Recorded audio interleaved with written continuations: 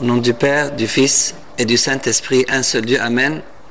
Chers frères et sœurs, aujourd'hui c'est le 3e dimanche du mois copte Baba et j'aimerais vous parler aujourd'hui de la puissance de Dieu. Comme introduction, nous appelons Dieu le Tout-Puissant et en grec le Pantokrator. Sa puissance est illimitée car il est le créateur de tout le firmament, du ciel, de la terre et de tous ceux qu'il renferme. Il a tout pouvoir sur sa création et sur toute existence, la nature, la guérison des malades, la résurrection des morts et même sur les démons.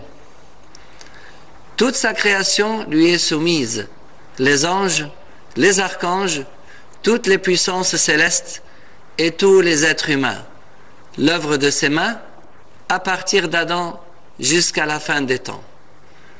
Non seulement il est tout-puissant, mais grâce à lui, nous devenons pour plusieurs personnes un prodige.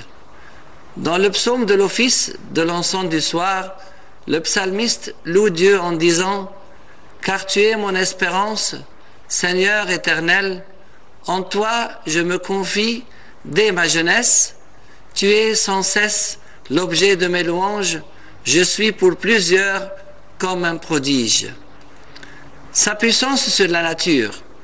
Dans l'évangile de l'office de l'encens du soir, saint Marc nous montre son pouvoir sur le vent et la mer. Ce même jour, sur le soir, Jésus leur dit « Passons à l'autre bord. » Après avoir envoyé la foule, ils l'emmenèrent dans la barque où il se trouvait. Il y avait aussi d'autres barques avec lui. Il s'éleva un grand tourbillon et les flots se jetaient dans la barque au point qu'elle se remplissait déjà. Et lui, il dormait à la poupe sur le coussin. Ils le réveillèrent et lui dirent « Maître, ne t'inquiètes-tu pas de ce que nous périssons ?»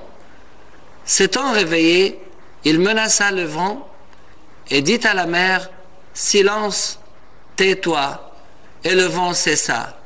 Et il y eut un grand calme. Puis il leur dit « Pourquoi avez-vous ainsi peur? Comment n'avez-vous point de foi ?»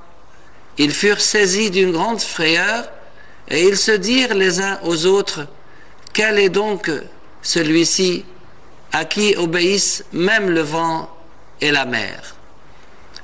Il est puissant aussi en sa bonté qui atteint jusqu'aux cieux. Dans le psaume de l'office de l'encens de l'aube, « Je réveillerai l'aurore, je te louerai parmi les peuples, Seigneur, je te chanterai parmi les nations, car ta bonté atteint jusqu'aux cieux. » Sa puissance s'est manifestée lors de sa résurrection.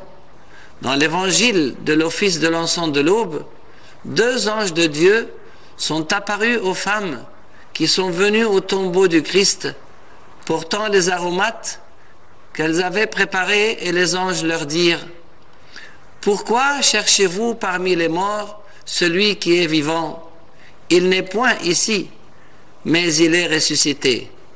Souvenez-vous de quelle manière il vous a parlé lorsqu'il était encore en Galilée. » Il nous faut beaucoup d'humilité vis-à-vis de sa puissance. Comme l'a dit saint Jacques dans son épître, « Soumettez-vous donc à Dieu, humiliez-vous devant le Seigneur et il vous élèvera. » Un seul est législateur et juge, c'est celui qui peut sauver et perdre.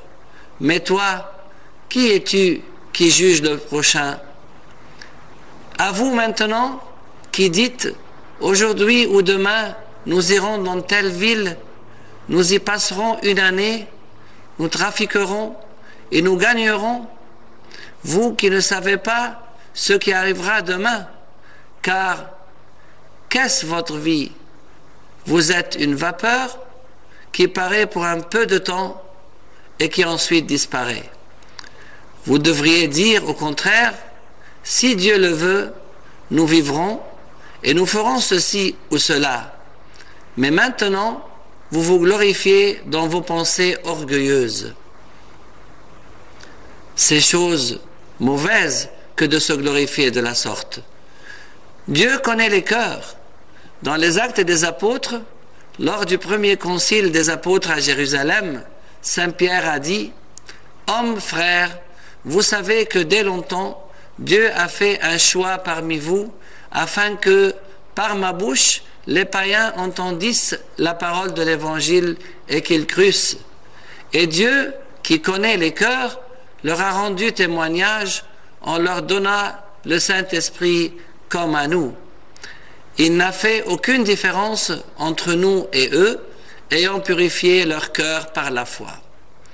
Non seulement il connaît les cœurs, mais il a fait des miracles et des prodiges au milieu des païens. Toute l'assemblée garda le silence, et l'on écouta Barnabas et Paul, qui racontèrent tous les miracles et les prodiges que Dieu avait faits par eux au milieu des païens. Le Seigneur est mon puissant refuge, c'est pourquoi ma bouche le glorifie. Dans le psaume de la divine liturgie, « Et toi, tu es mon puissant refuge, que ma bouche soit remplie de tes louanges, que chaque jour elle te glorifie. » Sa puissance sur les maladies et même sur les démons. Dans l'évangile de la divine liturgie, Saint Matthieu nous montre le pouvoir de Jésus pour guérir les malades, son pouvoir de connaître les pensées des hommes, ainsi que son pouvoir sur Belzéboul, le prince des démons. Alors, on lui amena un démoniaque aveugle et muet, et il le guérit, de sorte que le muet parlait et voyait. Toute la foule étonnée disait « N'est-ce point là le fils de David ?» Les pharisiens, ayant entendu cela, dirent « Cet homme ne chasse les démons que par Belzéboul, prince des démons. » Comme Jésus connaissait leurs pensées, il leur dit « Tout royaume divisé contre lui-même est dévasté, et toute ville ou maison divisée contre elle-même ne peut subsister. Si Satan chasse Satan, il est divisé contre lui-même, comment donc son royaume subsistera-t-il? Et si moi, je chasse les démons par Belzéboul, vos fils, par qui les chassent-ils? C'est pourquoi ils seront eux-mêmes vos juges. Mais si c'est par l'Esprit de Dieu que je chasse les démons, le royaume de Dieu est donc venu vers vous. » Nous apercevons ici que toute la foule fut étonnée de la guérison du démoniaque aveugle et muet. Ce miracle a provoqué la jalousie des pharisiens qui, au lieu de se réjouir du miracle et en même temps ne pouvant pas le renier, ils attribuèrent la guérison à Belzéboul, le prince des démons, et pas à Jésus. Sa puissance se manifeste aussi en connaissant leurs pensées, car qui peut connaître les pensées des hommes autres que Dieu?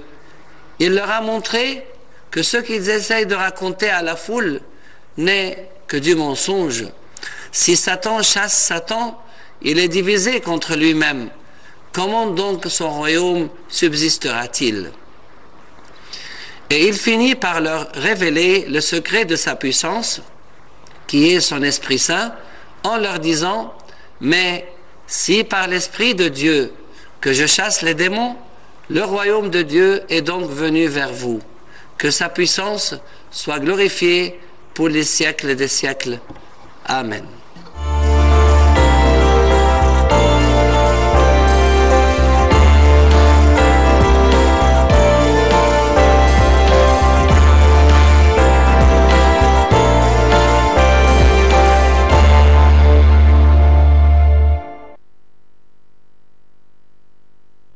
Thank you.